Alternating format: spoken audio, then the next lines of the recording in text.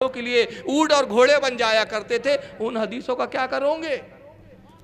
ایک جھوٹ کو، ایک یزید کو بچانے کے لیے کتنی حقیقتوں کا انکار کرو گے؟ آئیے حقیقتوں کے انکار کا سلسلہ بڑا تبلیغی جماعت کے اس وقت ایک سربراہ ہے. جھوٹی روایت ان کا خاندانی ورثہ ہے. تبلیغی جماعت اور اہل حدیث جماعت یہ دونوں بھائی بھائی ہے. میں لیکن آج تک فیصلہ نہیں کر پایا کہ بڑا کس کو کہوں اور چھوٹا کس کو کہوں. کس معاملے میں کبھی یہ بڑے نظر آتے، کسی معاملے میں یہ چھوٹے نظر آتے، تو کسی معاملے میں یہ بڑے ہو جاتے، یہ چھوٹے ہو جاتے. اب فیصلہ آپ پہ چھوڑتا ہوں. آج دونوں کو دکھاؤں گا کہ آپ فیصلہ کریں بڑا کون ہے چھوٹا کون ہے مگر ایک ہی باپ کی اولاد. ان کا باپ ہے عبد الوہاب نجدی اور دادا ہے ان کا ابن تیمیہ. ایک ہی نسل کے تھالی کے چٹے بٹے ہیں. آئیے دیکھیے طارق جمیل کتنی سخت توہین کر رہا ہے. اس کے جملے کو سنا. یہ تبلیغی جماعت کا اس وقت مکھنڈ ہے. اور کچھ بیچارے ہمارے بھولے والے جن کو کتابوں کا مطالعہ نہیں ہوتا، علم نہیں ہوتا، ہر چپڑی چوپڑی بات کو سن کے متاثر ہو جاتے. میں تو ڈرتا ہوں اللہ نہ کرے دجال آ جائیں گا تو ان بیچاروں کا کیا ہوگا. یہ تو چپڑی چوپڑی باتیں کرے تو لوگ بولتے ہیں کتنا اچھا بولتا ہے یار، غلط کیسے ہو سکتا ہے. میں کہتا ہوں دجال تو حوری لے کر آ جائیں گا، حوری دکھا دیں گا، بولیں گے دیکھ 4 ہے 5 ہے آجا، تب کیا ہوگا. تو عقیدوں کی پختگی کیجئے جناب. آئیے یہ کیا توہین کرتا ذرا اس کو سنیے طارق جمیل کو.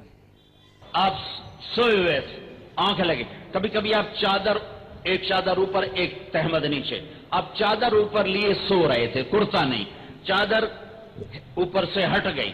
حضرت حسن آئے چھوٹے بچے اور دوڑتے دوڑتے اگر اپنے نانا کے پیٹ پہ چڑھ گئے.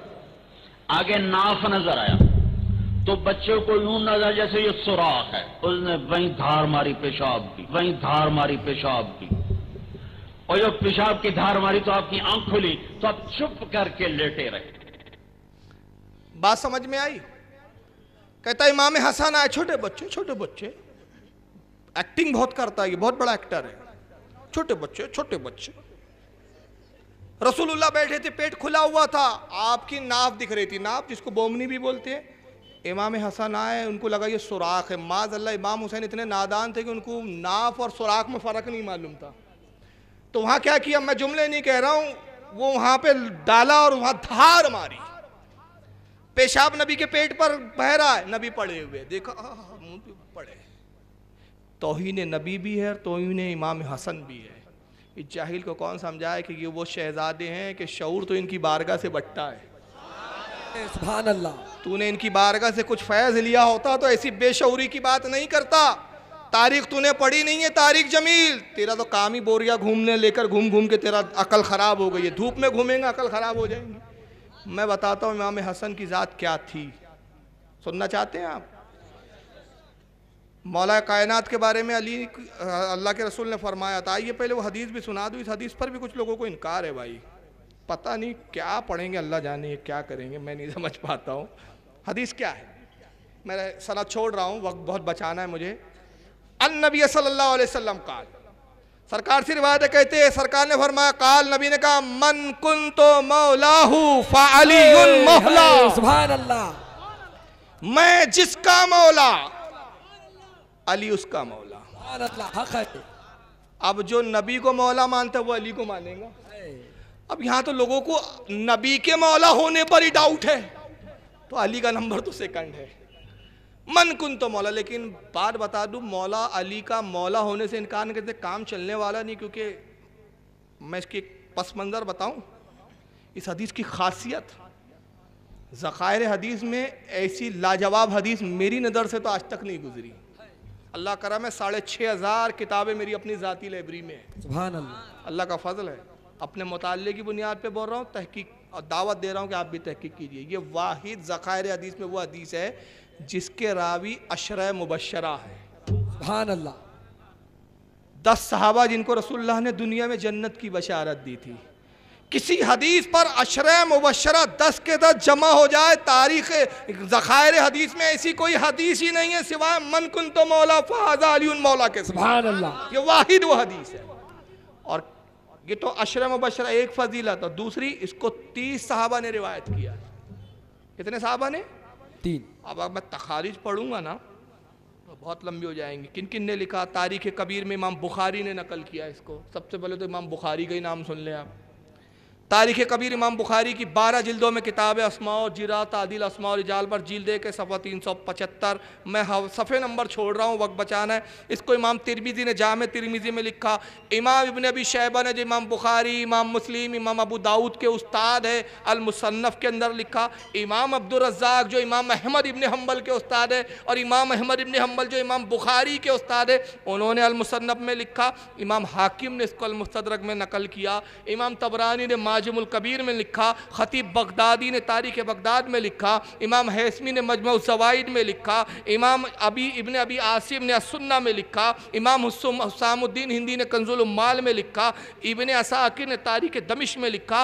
और ख़ुद गैर मुक़ल्लिदों के बहुत बड़े अल्लामा इब्न कसीर ने अल बिदाया वन निहाया में लिखा। और इमाम नसाई ने खसाइस अमीरुल मोमिनीन अली इब्न अबी तालिब में नकल किया। बेशुमार तखारीज है ये हदीस जब नबी ने फरमाई है ना, मन कुन तो मौला हो फ़ाहज़ अली मौला, तो यहूदियों को बड़ी तकलीफ हुई। और एक दूसरी हदीस सुने। अब मैं इमाम हसन की तरफ आ रहा हूँ। और उसके बाद फरमाया, लोगों अली और मेरी मिसाल कैसी है?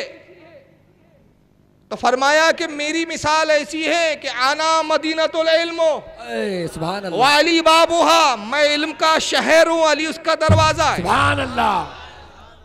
अच्छा, मिसाल भी देखिए नबी ने क्या किया। अगर ये भी कह सकते थे सरकार, लोगों मैं इल्म का समुंदर हूँ, हमारे तो यही कहा जाता ना भाई हज़रत अल्लामा मौलाना इल्म का समंदर है, इल्म का दरिया है, इल्म की बहती हुई नहर है। कोई मिसाल नहीं, नहर नहीं फरमाया, समंदर नहीं फरमाया। ये भी नहीं कहा रसूलुल्लाह ने मैं सबसे ज़्यादा जानने वाला हूँ, अली भी जानने वाला है, ये भी नहीं कहा। नबी ने नहीं कहा लोगों रुबे ज़मीन पर मुझसे ज़्यादा कोई नहीं जानता, फिर मेरे बाद अली जानता। सारी मिसालें तर्क, दो मिसालें, मैं इल्म का शहर, अली उसका दरवाज़ा। तो शहर कैसे होते थे उस वक्त, आज नहीं होते, चारों तरफ से घिरे होते थे। उसका एक मेन गेट होता था, गेट में से घुसना पड़ता था। दाखिल शहर में दाखिल होना तो गेट में से ही जाइए। दीवार इतनी ऊंची कि आप जा नहीं सकते, पैरे होते थे। जब ये हदीस कही ना, तो हज़रत अली ने सहाबा में कहा, लोगों जिब्रील नबी के पास एक बार आते हैं, मेरे पास 2 बार आते हैं। सुभान अल्लाह। सहाबा ने कहा ये कैसी बात कर रहे हो? कहा जाओ रसूल से पूछ लो। आए कहा या रसूलल्लाह, अली ये क्या कहते हैं कि जिब्रील आपके पास एक बार आते हैं, उनके पास 2 बार आते हैं? सरकार ने मुस्कुराया, कहा सही कहते हैं। सुभान कहा या रसूलल्लाह कैसे? कहा मैंने कहा नहीं मैं इल्म का शहर हूँ, अली दरवाजा है। तो जब दरवाजे से जो आता है तो एक बार, जाता है तो 2 बार। सुभान अल्लाह। तो मेरे पास तो 1 बार और अली के पास 2 बार। ये हालांकि एक लतीफ़ मतलब एक मज़ाहन फरमाया था, वरना ऐसा नहीं था। कोई ये ना समझे कि जिब्रील वही लेकर आते तो पहले अली के पास ले आते थे, वरना कुफ्र हो जाएगा। ये मज़ाहन फरमाया था, ये एक ऐसी मज़ाह होती थी। तो ये हदीस में सरकार ने शहर कहा अपने आप को, और अली को दरवाज़ा। तो इसकी मिसाल इसलिए दी कि शहर वो होता है कि जहाँ हर ज़रूरत की चीज़ मिल जाती है। जितने एतराब के कस्बे वाले, गांव वाले, जो चीज़ उनके गांव में ना मिले, उनके अपने कस्बे में ना मिले, उनकी अपनी बस्तियों में ना मिले, वो शहर की तरफ कूच करते हैं और दरवाजे से होकर जाना पड़ता है। तो गोया नबी ने कहा मैं इल्म का शहर हूँ, अली के दरवाजे से आना पड़ेगा, अली के वसीले से आना पड़ेगा। और जब तुम अली के वसीले से शहर इल्म में आ जाओगे तो तरीक़त यहाँ मिलेंगी, मारिफत यहाँ मिलेंगी, हकीकत यहाँ मिलेंगी, मारिफत यहाँ मिलेंगी, फनाइयत यहाँ मिलेंगी, शरीयत यहाँ मिलेंगी। हर चीज़ अगर तुम्हें लेना है तो शहर में आना पड़ेगा। और आने के लिए शर्त क्या है? दरवाजे से आना पड़ेगा। सुभान अल्लाह। अब ये हदीस जब नबी ने कही तो यहूदियों को बड़ी परेशानी हुई। कहा अली को कह दिया भाई, जिसका मैं मौला उसका अली मौला। अली के बारे में नबी ने कह दिया साहब मैं इल्म का शहर, अली उसका दरवाज़ा। तो लोग कुछ आजमाइश के लिए पहुंचे। एक यहूदी आता है मौला कायनात के पास। बात मैं अभी इमाम हसन की करूँगा, आइए दुरूद शरीफ पढ़ लें आप। अल्लाहुम्मा सल्ली अला सय्यदना मौलाना मुहम्मदिन अदद मा फिल मिल्लाहि सलातम दाइमतम बिदवामिल मलिकिल्लाहि सल्लल्लाहु। कहता है अली तुम्हारे नबी ने कहा है मैं इल्म का शहर हूँ, अली उसका दरवाज़ा है। मेरे एक सवाल का जवाब दे दो तो मैं मान जाऊँ कि तुम वाकई इल्म का शहर हो, इल्म का दरवाज़ा हो। कहा पूछो। का सवाल बहुत मुश्किल है। जब अली ने जैसे ही सुना इसने कहा सवाल बहुत मुश्किल है, तब मौला कायनात ने क्या किया? उसको अब जलील करना है कि तू अपने इल्म के घमंड में आया। कहा अच्छा जो चाहे पूछ, इसका जवाब मेरा बेटा हसन देगा। इमाम हसन है उस वक्त 3 साढ़े 3 साल के बच्चे। کہا بیٹا حسن جواب دیں گا، میں نہیں دوں. کہا یہ بچہ کیا دیں گا؟ علی بڑے بڑے عالموں سے پوچھا، کوئی جواب نہ دے سکا. کہا ہاں یہی دیں گا. کہا اچھا اگر یہ نہ دے سکے تو آپ دیں گے؟ کہا ہاں ٹھیک ہے، پہلے اس سے تو پوچھ لو. تو اس سے پہلا سوال کیا. پہلا سوال زمین کا مرکز کون سا ہے، آسمان کا مرکز کون سا ہے، دوسرا سوال. اور تیسرا سوال تھا وہ کیا ہے جس کا قبلہ نہیں. چوتھا سوال وہ کون سی ذات ہے جس کا کوئی رشتہ دار نہیں. فی البدی امام حسن جواب دے رہے ہیں بچپنے کے عالم میں، اس جاہل کو پیشاب کرتے ہوئے نظر آ رہے ہیں. اور امام حسن کے شعور کی بلندی دیکھو. کہا سن، زمین کا قبلہ کعبۃ اللہ ہے. جب اللہ نے زمین بنائی تو سب سے پہلی اس جگہ کو مرکز بنایا جہاں آج کعبہ قائم ہے. یہ پوری زمین کا قبلہ ہے. اور آسمان کا قبلہ بیت المعمور ہے، ٹھیک اس کی سیدان میں فرشتوں کا کعبہ ہے جہاں فرشتوں کا حج ہوتا ہے. اور فرمایا کہ جس کا قبلہ نہیں وہ خود کعبہ معظمہ ہے کہ سب اس کی طرف جھکتے ہیں، اس کا کوئی قبلہ نہیں. اور کہا وہ ذات جس کا کوئی رشتہ دار نہیں وہ رب تبارک و تعالیٰ کی ذات ہے کہ اس کا کوئی رشتہ دار نہیں. اس نے کہا واقعی جب حسن کا یہ عالم ہے تو علی کا کیا عالم ہوگا، اور علی کا یہ عالم ہے تو پھر نبی کا کیا عالم ہوگا. سبحان اللہ. ایک یہودی پھر آیا ایک بار. کہا علی سنا ہے کہ آپ کے نبی کہتے ہیں کہ آپ بڑے عالم ہیں، علم کے جاننے والے. کہا ہاں میرے نبی نے، میرے حبیب نے مجھے یہ علم دیا ہے. کہا ایک سوال کروں؟ کہا پوچھو. کہا اطمینان سے جواب دیجیے گا، چاہیے تو کچھ وقت بھی لے لیجیے. اب دیکھیے حضرت علی کی عادت تھی اچھے سے پوچھو تو جواب ترنت دے دو، اور زیادہ ہوشیاری بتاؤں گے تو پھر تو بہت ذلیل کروں گا. تب کھمنڈ یعنی ظاہر کر رہا ہے کہ بڑا ہارڈ سوال ہے، بڑا مشکل سوال ہے. کہا اچھا بہت مشکل سوال ہے، تب اس کا جواب میرا بیٹا حسن ہی دیں گا. کہا یہ بچہ؟ ہاں ہاں یہی بچہ دیں گا. کہا علی یہ بچہ کیا دیں گا؟ بڑے بڑے وقت کے جید علماء نہ دے سکے. ارے کہا پوچھ تو، یہ حسن ہے، علی کا بیٹا ہے، علی کا شہزادہ ہے. اس نے بھی وہی لعاب چوسا ہے جو علی نے چوسا ہے. علی کعبے میں پیدا ہوا تھا تو نبی کے لعاب سے سرفراز ہوا تھا، اور جب حسن پیدا ہوا تب یہ بھی نبی کے لعاب سے سرفراز ہوا ہے. پوچھ حسن سے. سوال سنیں گے آپ؟ کیا سوال تھا؟ کہا حسن بتاؤ وہ 10 چیزیں کون سی ہے، وہ کون سی 10 چیزیں جس میں سے ہر بعد والی چیز پہلے والی چیز پر غالب ہے، اور آخری چیز وہ ہے جس پر کوئی چیز غالب نہیں. اب دیکھیں سوال تو تھا ہی ایسی، اس کی بات بھی صحیح تھی. ہم سے پوچھتا تو ہم کہتے دے یار 1 مہینہ تو کم سے کم دے ہی دے. اب دیکھنا پڑے گا 10 چیزیں کون سی ہے. لیکن یہ تو نبوت کے گھرانے والے تھے، علم تو یہاں سے بٹا تھا، علم تو ان کی وراثت تھی، علم لدنی یہاں سے اترتا تھا. کہا وہ کون سی 10 چیزیں ہیں جس میں سے ہر بعد والی چیز پہلی چیز پر غالب، مگر آخری چیز وہ جس پر کوئی غالب نہیں.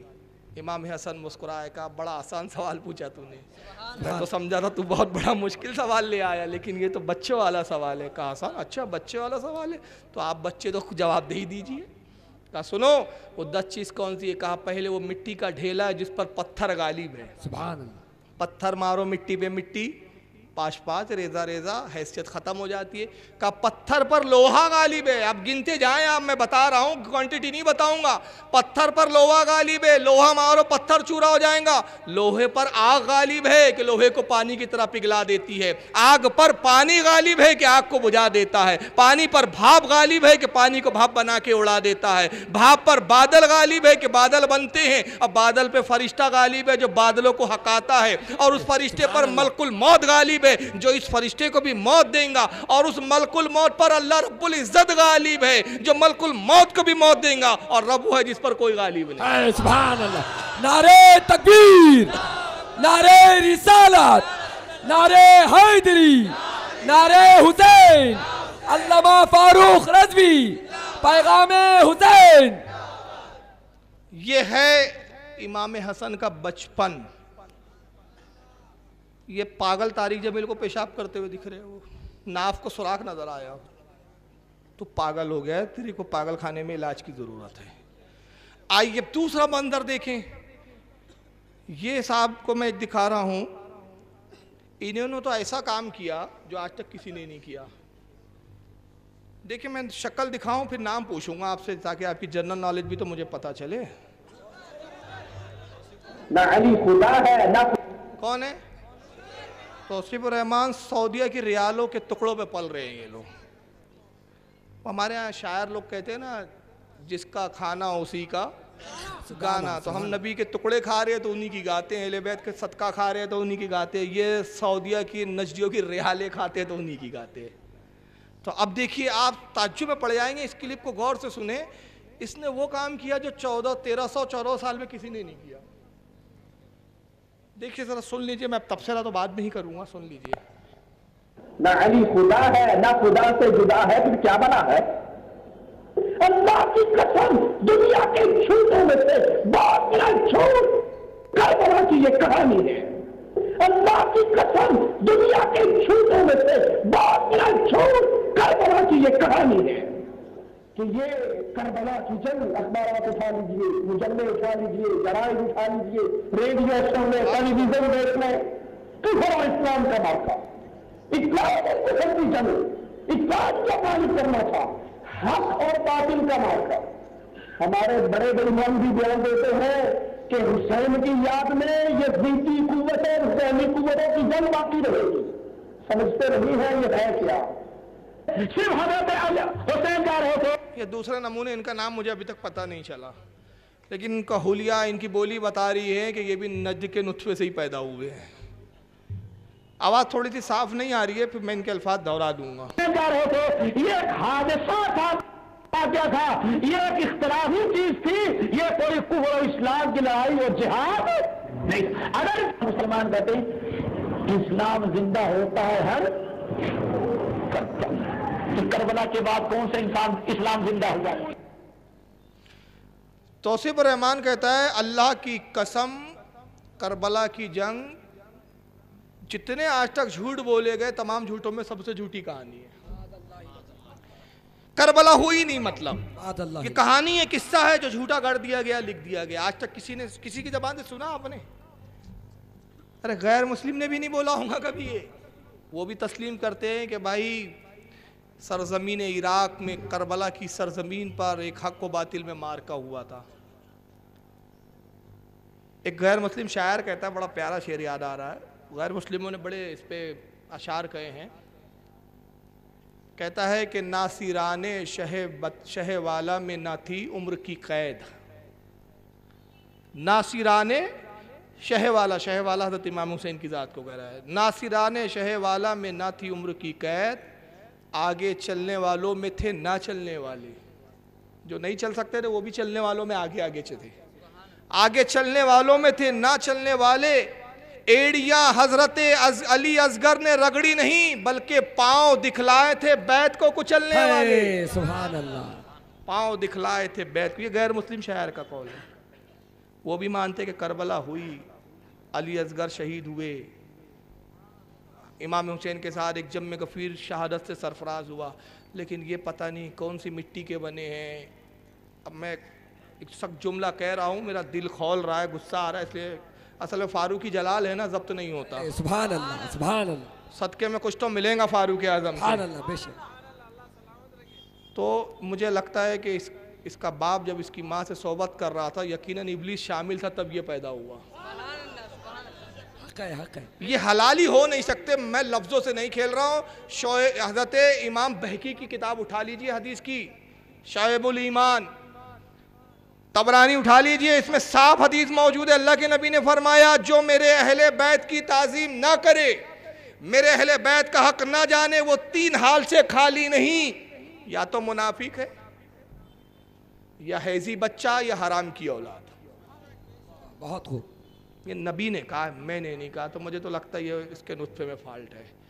1400 سال میں آج تک کسی نے کہا ہی نہیں کہ کربلا کا یہ جنگ جو ہے کہانی ہے. یہ پہلا نمونہ پیدا ہوا. بولتا ہے یہ تو اللہ کی قسم جھوٹوں میں سب سے بڑی جھوٹی کربلا کی کہانی ہے. قسم خدا کی تجھ سے بڑا قذاب نہیں ہے. ابلیس بھی حیرت زدہ ہے کہ میں نے بھی کیسا بچہ پیدا کیا ہے. یہ تو مجھ سے بھی آگے نکل گیا. حد کر دی اس نے. تو اب ایک چھوٹا سا سوال, اگر کربلا نام کی کوئی چیز ہی نہیں ہے تو پھر یہ, اس کو میں چیلنج کر رہا ہوں اپنے ابا کی, اگر اوریجنل اولاد ہے, اپنا نطفہ صحیح ثابت کرنے کے لیے مجھے صرف یہ بتا دے کہ امام حسین کا انتقال کیسے ہوا, کہاں ہوا. ختم بات.